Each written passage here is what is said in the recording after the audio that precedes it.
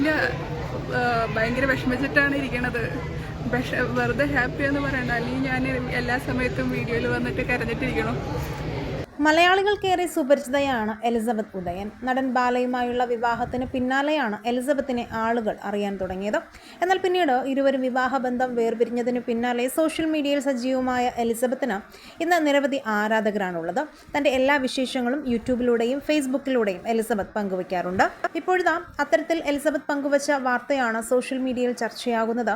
Yellow buddies എന്ന caption നൽകി പങ്കുവച്ച പോസ്റ്റാണ് ചർച്ചയാകുന്നത്.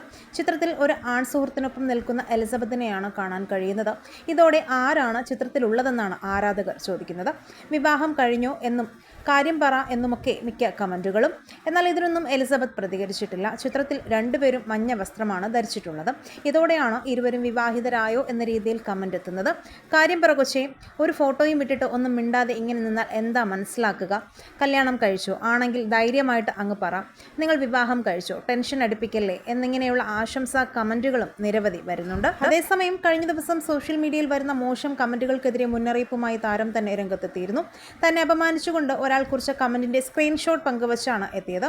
നീ ഇനി കൂടുതലൊന്നും പറയാൻ നിൽക്കണ്ട, ബാലയുടെ ഭാര്യ എല്ലാം വെളിപ്പെടുത്തും, നിന്റെ മാനം പോകും, അതുകൊണ്ട് ഇനി ആ വഴിക്ക് തിരിഞ്ഞു നോക്കല്ലേ എന്നാണ് സ്ക്രീൻഷോട്ടിൽ പങ്കുവച്ച കമൻറ്റിൽ പറയുന്നത്.